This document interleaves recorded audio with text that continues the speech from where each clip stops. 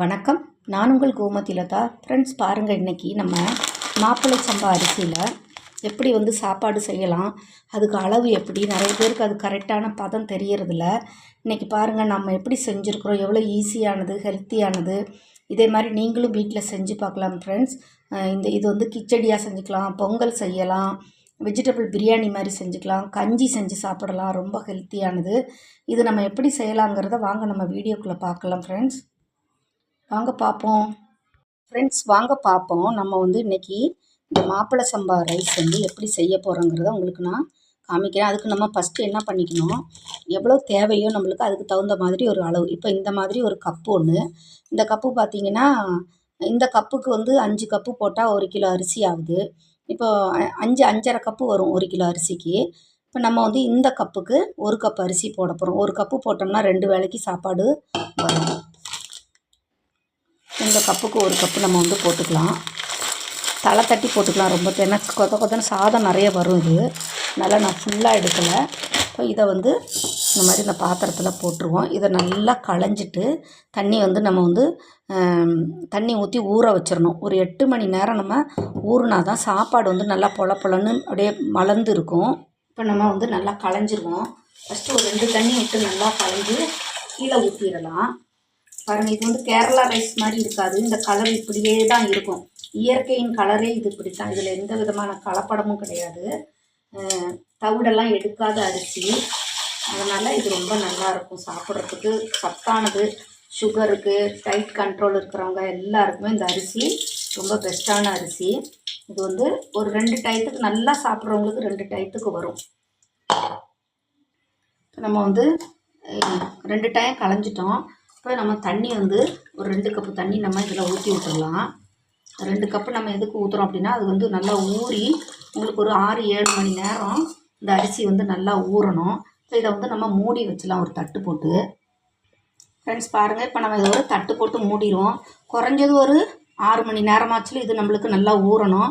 ஊறினதுக்கு அப்புறம் நம்ம இதை எடுத்து எப்படி நம்ம குக்கரில் வச்சு சமைக்க போகிறோம், ஈஸியாக சமைக்கிறது எப்படி, நம்மளுக்கு தீ ரொம்ப ஆகாமல் மண்சட்டியில் சமைச்சா ரொம்ப நல்லது. ஆனால் நம்மளுக்கு அடுப்பு இல்லை, கேஸில் வைக்கும்போது மண்சட்டி விரியல் விட்டுரும் சீக்கிரத்தில். அதனால் குக்கரில் நம்ம எப்படி ஈஸியாக செய்யலாங்கிறத நம்ம பார்ப்போம். ஃப்ரெண்ட்ஸ், வாங்க, நம்ம குக்கர் அடுப்பில் வச்சுட்டோம்.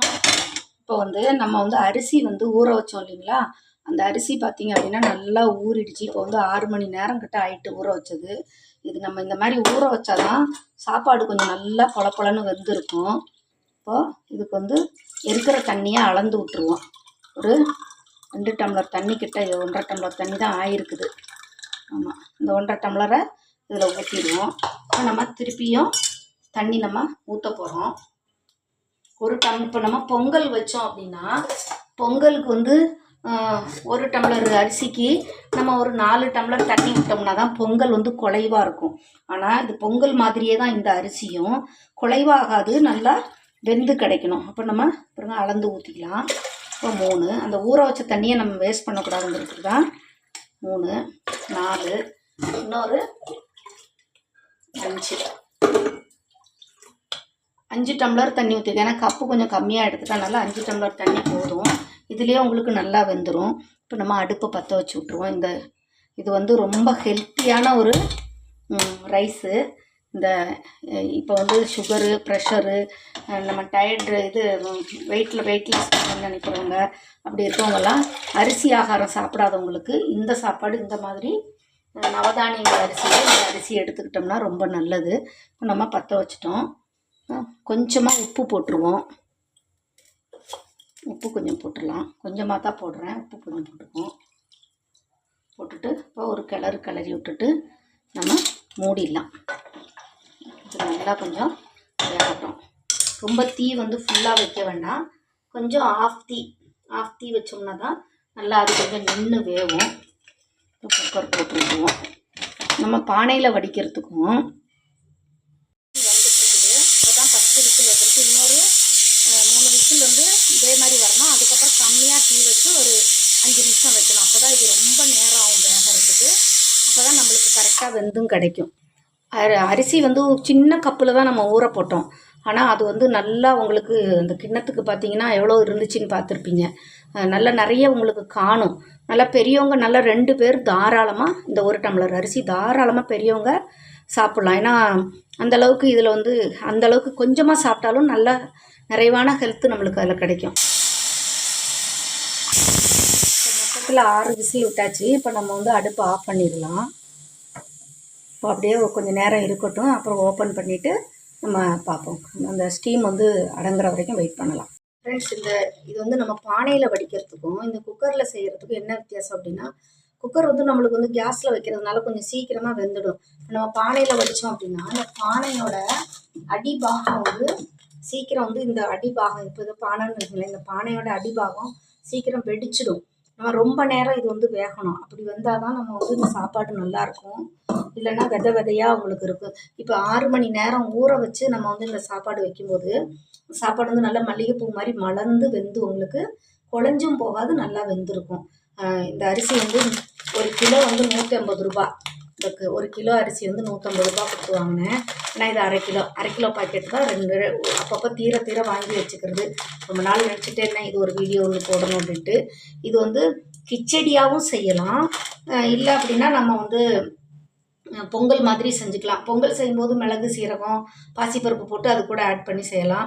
நைட்டு டின்னருக்கு கூட இதை வந்து யூஸ் பண்ணிக்கலாம். சுகர் இருக்கிறவங்களுக்கு ரொம்ப பெஸ்ட்டு.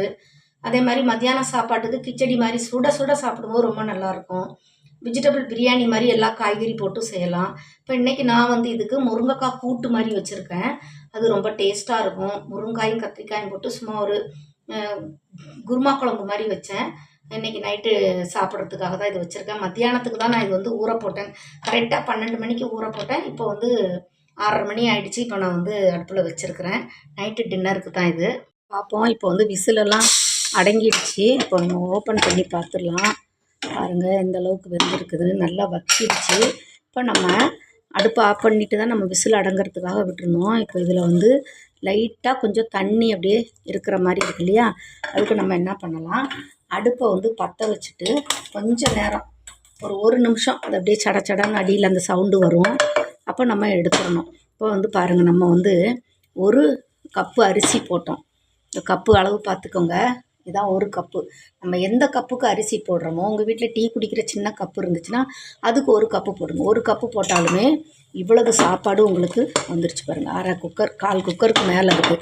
நல்ல தாராளமாக நம்ம பெரியவங்க 2 பேர் ஒரு கூட்டோ அந்த மாதிரி. இதுக்கு சைடிஷ் தான் மெயின். இந்த சாப்பாடை பொறுத்த வரைக்கும் சைடிஷ் வந்து ரொம்ப முக்கியம். ஏன்னா சைடிஷ் தான் வந்து இந்த சாப்பாடு எல்லாருக்கும் டக்குன்னு இந்த சாப்பாடு எல்லாருக்கும் பிடிக்காது. கொஞ்சம் சொரன்னு இருக்கும் இந்த சாப்பாடு. பார்த்திங்கன்னா பாருங்களேன், சாப்பாடு வந்து கொஞ்சம் சொரன்னு இருக்கும். இது ஒரிஜினலே இப்படி தான் இருக்கும். இந்த அரிசியோட ஒரிஜினல் ரியாலிட்டியே இப்படி தான் இருக்குது. இப்போ நம்ம வந்து அடுப்பு நிறுத்திடலாம். சாப்பாடு ரெடி ஆகிடுச்சுல. இப்போ நம்ம அடியில் வந்து குக்கர்லேருந்து சாப்பாடை நம்ம எடுத்துட்டோம். அது பூரா பாருங்கள் தண்ணியே இல்லாமல் நல்லா அடியில் இருக்குது பாருங்கள். இந்த மாதிரி கொஞ்சம் லாஸ்ட்டில் கொஞ்சம் இந்த மாதிரி வைக்கணும். வச்சோம்னா தான் அந்த சாப்பாடு நல்லாயிருக்கும். இது ரொம்ப ஹெல்த்தி ஃபுட்டு. இது இவ்வளோ சாப்பாடு தான் நம்மளால் சாப்பிட முடியுது. இதனால சாப்பிட்றது கொஞ்சம் கஷ்டம்தான் இந்த சாப்பாடு. அதனால் இந்த சாப்பாடே போதும். இதுக்கு சைடிஷாக பார்த்திங்கன்னா முருங்கைக்காய் போட்டு ஒரு கூட்டு ஒன்று செஞ்சுருக்கேன். முருங்கைக்காய் கூட்டு செஞ்சுருக்கேன். அது ரொம்ப டேஸ்ட்டாக இருக்கும். அது வந்து கறி குழம்பு மெத்தடில் செஞ்சுருக்கோம். அது கூடவே இன்னும் கொஞ்சம் ஒரு சைடிஷ் வச்சுக்கலாம். பார்த்திங்கன்னா கொஞ்சம் ஊறுகாய், மாங்காய் ஊறுகாய் கொஞ்சம் சுருக்குன்னு இருக்கும் இல்லையா, அதுக்காக கொஞ்சம் ஒரு மாங்காய் ஊறுகாயும் சைடில் வச்சுட்டேன். ரொம்ப டேஸ்டியானது, ருசியானது. நீங்களும் இதே மாதிரி செஞ்சு பாருங்கள். உங்கள் வீட்டில் வந்து அடிக்கடி எப்போதுமே நம்ம அரிசி ஆகாரமே சாப்பிடாம மட்டை ரைஸ் வாங்கி வச்சுக்கலாம். இந்த மாதிரி குதிரைவாளி ரைஸ் வாங்கி வச்சுக்கலாம். அப்புறம் யானை அரிசின்னு சிறுயானைன்னு அந்த மாதிரி ஒரு அரிசி ஒன்று இருக்குது. அதுவும் வந்து கருப்பு கலரில் இருக்கும். அது வாங்கி வச்சுக்கலாம். இது வந்து மாப்பிள்ளை சம்பா அரிசி. இந்த மாதிரி வாங்கி வச்சுக்கோங்க. இதை வந்து கிச்சடி செஞ்சுக்கலாம், உப்புமா செஞ்சுக்கலாம். ஆனால் நான் சொன்ன உப்புமாலாம் செய்கிற மாதிரி இருந்தால் நம்ம வந்து கொஞ்சம் லைட்டாக தண்ணி தெளிச்சுட்டு மிக்சியில் போட்டு ஒரு ஓட்டி அதுக்கப்புறம் அதை வந்து நம்ம வந்து சாப்பிட்ணும். நல்லா சுட சாப்பிட்றணும். சூடாக செய்யணும், அப்போவே சாப்பிட்றணும். அப்புறம் பார்த்திங்கன்னா அளவு மட்டும் மறந்துடவே கூடாது. அரிசி 6 மணி நேரம் 7 மணி நேரம் கூட நீங்கள் ஊற வச்சுக்கலாம். நாளைக்கு மார்னிங் சமைக்கிறதா இருந்தால் நைட்டு ஊற போடுங்க. நைட்டு சமைக்கிறதா இருந்தால் மத்தியானம் ஊற போட்டுருங்க போதும். வந்து இந்த அரிசியில் வந்து ஊற வச்சிங்கன்னா சீக்கிரம் வெந்துடும். அப்போ கூட நீங்கள் ஃபஸ்ட்டு பாதி தீ வச்சு ஒரு 4 விசிலும், அதுக்கப்புறம் ஒரு சுத்தமாக கம்மி பண்ணி ஒரு 4-5 விசிலும் விட்டுருங்க. அப்போ தான் உங்களுக்கு சோறு இந்த மாதிரி பொல பொலன்னு இருக்கும். சப்போஸ் நீங்கள் வந்து வேகலை தண்ணி இருக்குது அப்படின்னா இன்னும் 2-3 விசில் கூட நீங்கள் விட்டுக்கலாம். விட்டுருங்க. வேணால் தண்ணியை வடித்து எடுத்துட்டிங்கன்னா அது கஞ்சி தண்ணியாக கூட குடிச்சிக்கலாம். ரொம்ப டேஸ்டியானது. நீங்களும் இதே மாதிரி செஞ்சு பாருங்கள். ஹெல்த்தியானது. இதே மாதிரி நவதானிய அரிசிகளை வாங்கி நம்ம சாப்பிட்டு நம்ம வந்து ஹெல்த்தியாக பயன்பெறுவோம். மீண்டும் இன்னொரு வீடியோவில் கூட சந்திக்கிறேன். நன்றி, வணக்கம்.